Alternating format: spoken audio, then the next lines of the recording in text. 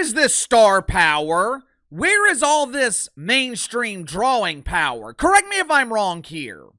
Going into her rookie season in the WNBA dump, wasn't the mainstream media telling us that Paige Bueckers is a huge star? As soon as she was drafted by the Dallas Wankers, the media was claiming that the Wankers saw a drastic increase in ticket sales. According to WFAA in Dallas, the Wankers were one of the hottest teams in the league. Here we are 1 week into the regular season, and I'm not seeing these drastic increases. I haven't been intoxicated by the supposed buzz. I haven't been mesmerized by the charisma of Paige Bueckers, mainly because I haven't seen it. Even though the media set these expectations, I am not expecting Paige Bueckers to be Caitlin Clark. I think that expectation is unfair to her, and to her credit, she has increased ticket prices in Dallas by around $100 a ticket, but she hasn't increased attendance, and the ratings for her first nationally televised games, they're not bad, but they're not what I would call great. But ratings and attendance aside, Paige Bueckers' first week in the WNBA, it just hasn't felt the same. It hasn't felt special. It's not must-see TV. Clearly, I'm not the only one that feels this way. The networks, they feel the same way about Paige Bueckers. Now, obviously, they're not going to say that publicly, but don't look at their words. Look at their actions. The WNBA's primary broadcast partners in terms of mainstream nationally televised games, ESPN, ABC, and CBS. Those are the networks that the WNBA wants their biggest stars to be playing on. Or in this case, their only star, Caitlin Clark. Through the first week of the season, Paige Bueckers has played 3 games. Guess how many of these games have been broadcast on major networks? Just take a wild guess. None. Her immaculate debut last Friday night was broadcast on ION, the former WB network. Her second game was on NBA TV. And her third loss of the season, it was watched by dozens of people who signed up for a complimentary week of WNBA League Pass. Later this month, Paige and the Wankers play the Chicago Bravado. If you're in Chicago next, I think it's next Thursday, and you're looking to go to a comedy show, Angel Reese will be performing that night if she is still in the starting lineup. Hell, at this point, with the way she has been performing to her usual standards, Angel Reese might not even be on the team by next Thursday. But if you happen to be in Chicago next Thursday night and you're looking for a good laugh, you can get in the building for less than $50. With a game of this magnitude, it's the first time Paige Bueckers will be playing Angel Reese, a high-profile matchup between the Wankers and the Bravado. With that being the case, you would think the major networks would be fighting to broadcast this game. The game is going to be behind a paywall on Amazon Prime. Paige Bueckers won't have a nationally televised game on a major network until June 3rd when the Wankers play the Seattle Rainbows on ESPN. No wonder there doesn't seem to be a lot of hype around Paige Bueckers.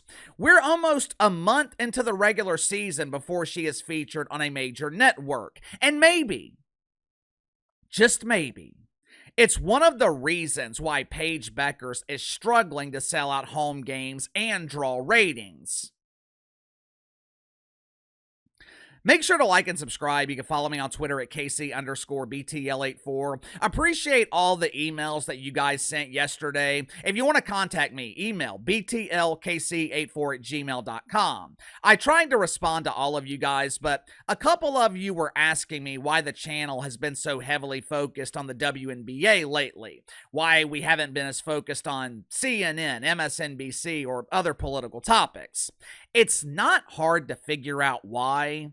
Look at the views. You guys drive the content on this channel. What you watch determines the topics that I choose. Last week, there was a WNBA video that did, I think, 110,000 views. Almost 80,000 of those viewers were returning viewers, meaning they'd watched videos on the channel before and came back to watch that particular video. I know some of you guys complain about the increased WNBA videos, and look, I get it. I don't like watching pretend basketball. I hate the WNBA. However, it's not about me. It's about you. So to answer some of your questions, that's why we have been more focused on the WNBA recently. That does not mean I'm ignoring the Yentas on The View or CNN. Those videos will continue to be published as well. The Dallas Wankers opened the season with back-to-back home games. The Dump in Dallas, it offers a unique experience to WNBA fans. Not only are there Dallas Wankers on the court, they also offered grilled wankers at the concession stand. Like most WNBA teams, the Wankers don't play pretend basketball in an actual arena.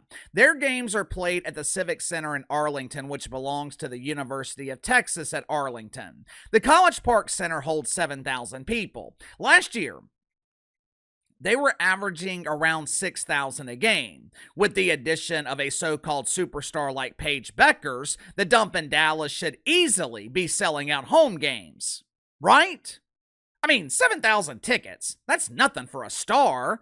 There are underground honky-tonk singers selling out concerts across the country in local dumps like this. A star the caliber of Paige Bueckers, she should have no trouble selling 7,000 tickets. Right? When she was a star at UConn, she was easily selling 10,000 tickets a game. But unfortunately for Paige Bueckers, she is rapidly coming to the harsh realization that she was drafted to the place where mainstream basketball careers go to die. Through 2 home games, Paige Bueckers is averaging around 6,200 a game. Well, Casey, that is amazing! Paige increased ticket sales by 200 a game! Woohoo! Yes, yes, yes!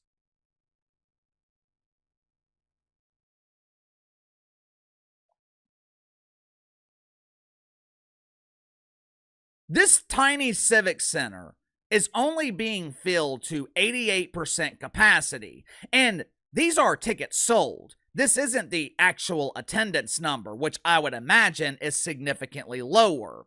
Tuesday night, the WNBA had 2 games on NBA TV. Lead-in was Caitlin Clark against the masculine Dreamers from Atlanta. We'll be talking more about the Dreamers here in just a second.